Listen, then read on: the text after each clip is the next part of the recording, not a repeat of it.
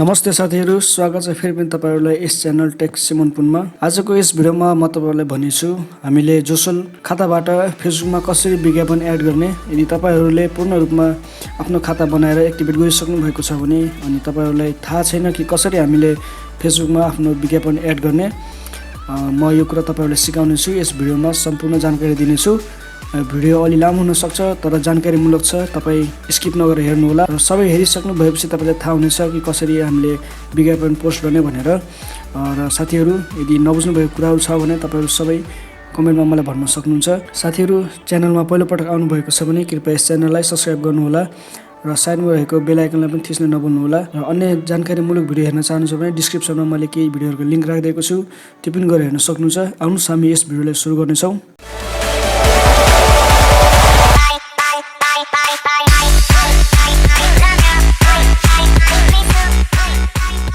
र साथीहरू, अब जोसलमा एड क्याम्पेन गर्नको लागि विज्ञापन हाल्नको लागि तपाईहरु आफ्नो मोबाइलमा रहेको या कम्प्युटरमा हुनुहुन्छ भने क्रोममा आएर jocial.com लगइन लेख्नु होला।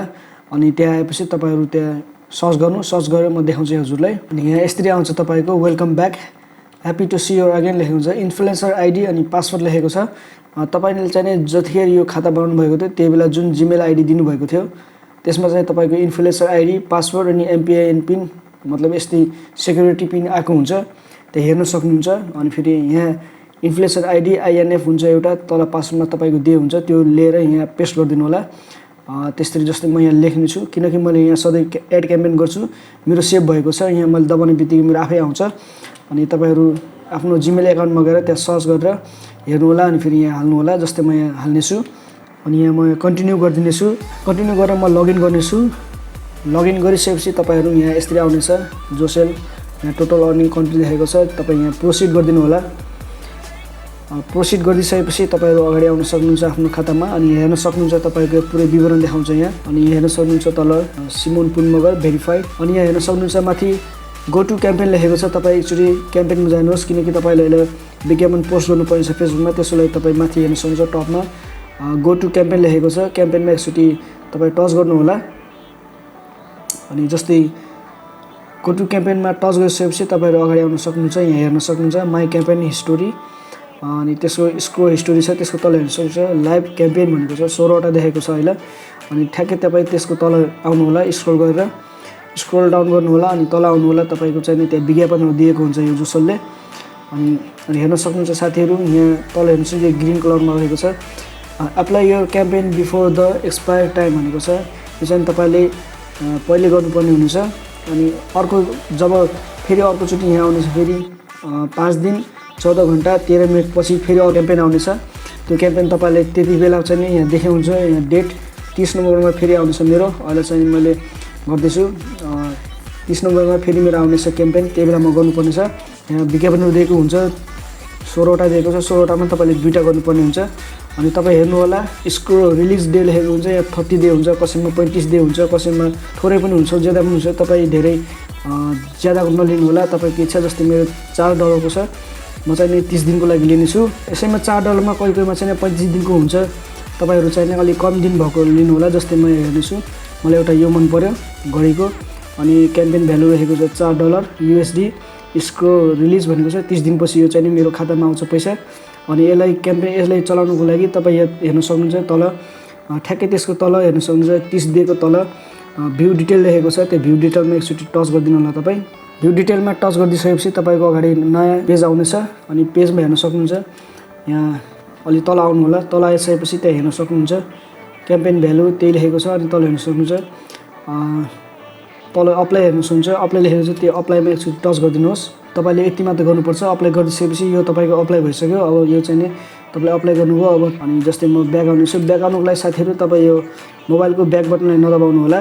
मोबाइलमा हुनुहुन्छ भने, यदि कम्प्युटरमा हुन्छ भने त कम्प्युटरमा भइहाल्छ। यदि मोबाइल हुनुहुन्छ भने धेरै जसो यो ब्याक बटन दबाउँदाखेरि फेरि यही पेज ओपन भएर आउँछ। तपाईको लागि यो घडीमाथि हेर्न सक्नुहुन्छ यो एरो लेखेको छ ब्याक चिन्हको, त्यसमा एकचोटि टच गर्नु होला। त्यसपछि तपाई पहिलाकै पेजमा आउनुहुनेछ। ब्याक पेजमा आइसकेपछि तपाई हेर्न सक्नुहुन्छ अनि 16 वटा थियो, अहिले 15 वटा रहेको छ। एउटा अप्लाई गरिसकेँ मैले। अब यो चाहिँ कम्पनीले उताबाट एक्सेप्ट गर्नु पर्यो। एक्सेप्ट गरिसकेपछि मैले सबमिट गर्नुपर्छ। त्यसको लागि म हेर्नेछु, एकछिन केही समय पर्खिनेछु। तपाईहरुलाई समय लाग्छ 5-10 मिनेट। धेरै लागेको भनेको 5-10 मिनट त्यति लाग्छ, 20 मिनटसम्म लाग्ला, नत्र भने त 2-4 मिनटमै तपाईँको कम्पनीले एक्सेप्ट गरिहाल्छ।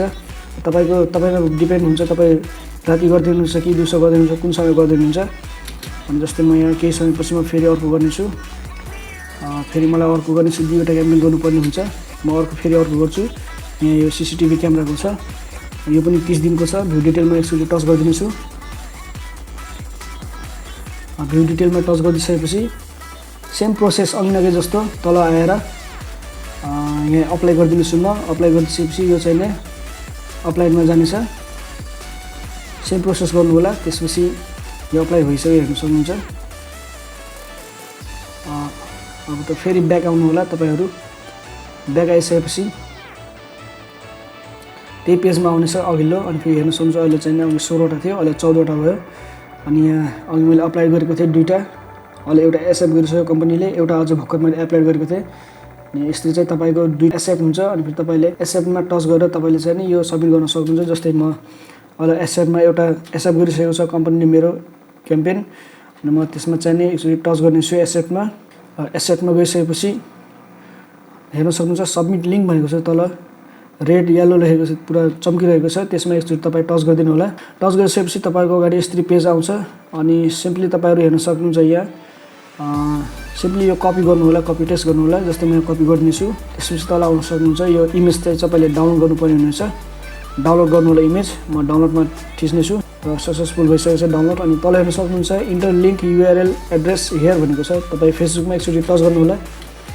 फेसबुकमा टच गरिसकेपछि तपाईँहरूको यहाँ चाहिँ यो जुन तपाईँले फोटो डाउनलोड गर्नुभएको छ, जुन कपी टेस्ट गर्नुभएको छ, त्यसलाई चाहिँ लगेर अब फेसबुकमा पोस्ट गर्नुपर्छ। अनि तपाईँ जुन फेसबुकबाट तपाईँले यो लिङ्क गर्नुभएको छ त्यसमा जानु होला फेसबुकमा। जस्तै मैले जुन फेसबुकमा लिङ्क गरेको छु जोसल, त्यो फेसबुकमा जानेछु। र फेसबुकमा गइसकेपछि आफ्नो प्रोफाइलमा जानु होला। प्रोफाइलमा गएर चाहिँ तपाईँहरू हेर्न सक्नुहुन्छ तल इमेज रहेको छ, फोटो लेखेको छ, फोटोमा जानुहोस् र त्यो फोटो चुज गर्नुहोस्, डन गर्नुहोस्।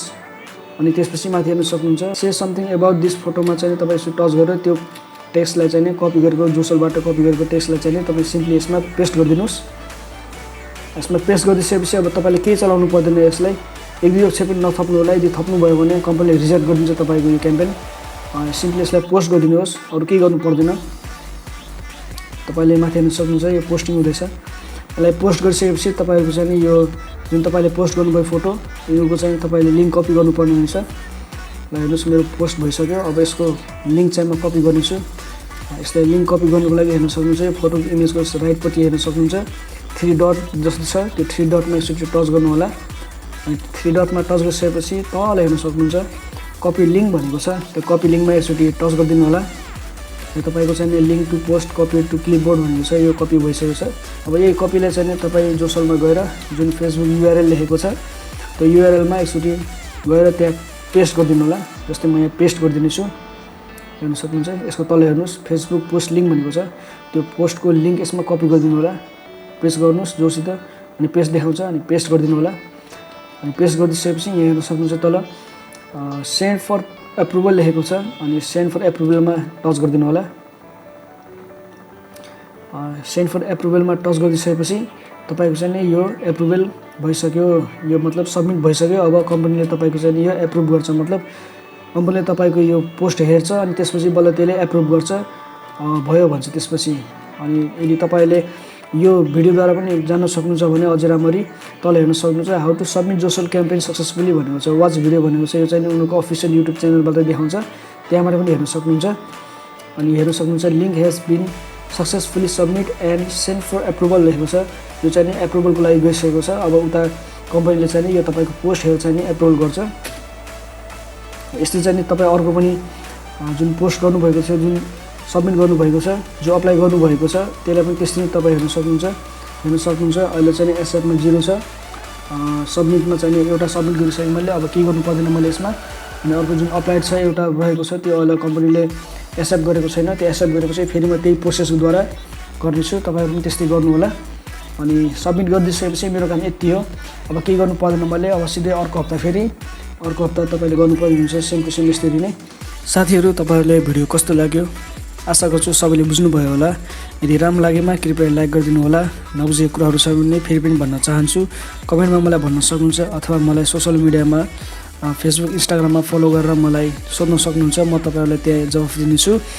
र साथीहरू धेरैले मलाई मेसेन्जरमा फेसबुकमा सोध्नुहुन्छ भिडियो किन आउँदैन, के भयो भन्नुभएको थियो। र साथीहरू म भन्न चाहन्छु तपाईँलाई, म अलि बिजी थिएँ मेरो पढाइको कारणले गर्दाखेरि, अनि फेरि म भिडियो हाल्न पाइनँ। यदि 3 महिनासम्म लकडाउन पनि लाग्यो, त्यसपछि मेरो केही कारणले गर्दाखेरि मैले भिडियो हाल्न पाइनँ। अब चाहिँ नै कन्टिन्यू आउनेछ भिडियोहरू। यसरी नै तपाईँहरू माया दिनु होला भिडियोलाई। यस च्यानललाई पनि सब्सक्राइब गरेर बस्नुभएको छ भने धन्यवाद। यदि पहिलोपटक कोही हेर्दै हुनुहुन्छ भने कृपया सब्सक्राइब गरिदिनु होला। हामी यसरी नै अगाडि बढ्नेछौँ। तपाईँहरूको जिज्ञासाहरू म क्लियर गर्दै जानेछु, आफू पनि सिक्नेछु र अरूलाई पनि सिकाउनेछु। यो मेरो तपाईँहरूले सुरुदेखि भन्दै आएको कुरा हो। र साथीहरू हस् त फेरि पनि सबैलाई नमस्कार, bye bye, god bless you, take care.